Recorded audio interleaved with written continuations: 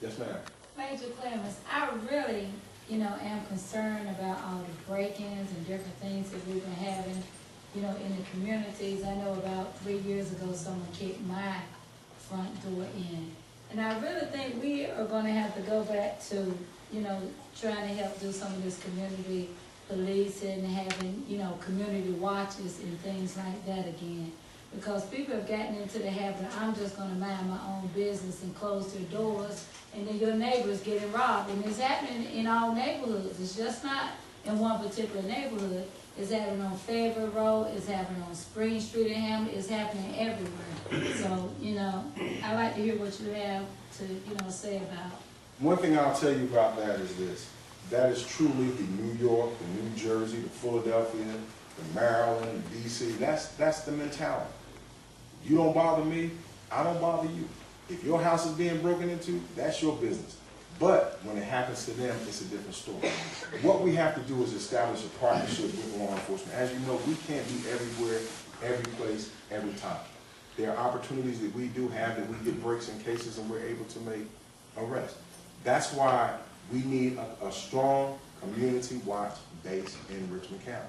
Greensboro, North Carolina has the oldest community watch program in the state of North Carolina, and it works well. But it works well because the people have agreed to come in and take a stake in what's going on.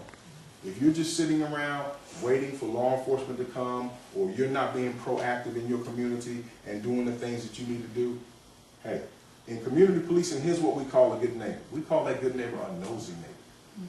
That neighbor knows everything about you. But we have people in talk to their neighbors. We have people, if the neighbor's house is being broken in, here's who they call first. They call the neighbor. What's wrong with this picture? You need to be calling law enforcement first. We call the neighbor second. Because as the neighbor is sitting there working and the person calls it in, that person is constantly ransacking this house. We had a call, and I was at the corner of Wiregrass Road and number 1 going into Pine Lakes. We got the call, it was in Pine Lakes. And by the time we actually got the call, we didn't find out until later that the alarm had gone off 10 minutes prior to that. So instead of them calling us, they were calling the neighbor, the owner of the home, which is doing what? Giving the guy time to get in there. Within 15 minutes of us arriving there upon the first call coming in, they ransacked this man's entire house. They took pretty much everything that they can get of value out of his home. So had we had a community watch program that's even working in the Pine Lakes area, think about it. At 3 o'clock in the morning, you see someone walking down your street that you don't know. Why not call it in? Why not say it's a stranger in my neighborhood that I haven't seen before? I don't know these people. I don't know what they're doing here. And think about it. What is somebody doing 3 o'clock in the morning that they don't live in your neighborhood? These are the things that we have to get back to the basics. That's what community policing is all about. Police and the community joining together in a partnership and making things happen. These are the things that we have to do. We have to get back to basics. When I was a young man living in Philadelphia, the one thing I loved about coming to Southport, North Carolina was 9, 10, 11, 12 o'clock at night, your door's still unlocked. Grandma and grandpa go to church in the morning, come back for a couple of days, door's still unlocked. Try it today. Try it today. I was telling Ron them about a case that I worked, and these are how criminals think.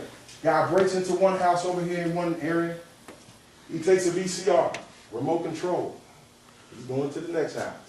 He breaks into this house. He said, ooh, I like this VCR better. He takes the time to hook up the one he just stole so that he can take the other. Guy comes home, he calls us. He says, I know my house has been broken into. I said, sir, how do you know that? He says, trust me, I know my house has been broken into. He said, my VCR is not working. I said, what do you mean your VCR is not working? He said, I had a Sony. That's why our process and what we're doing with the meet and greets, we're taking them to the community.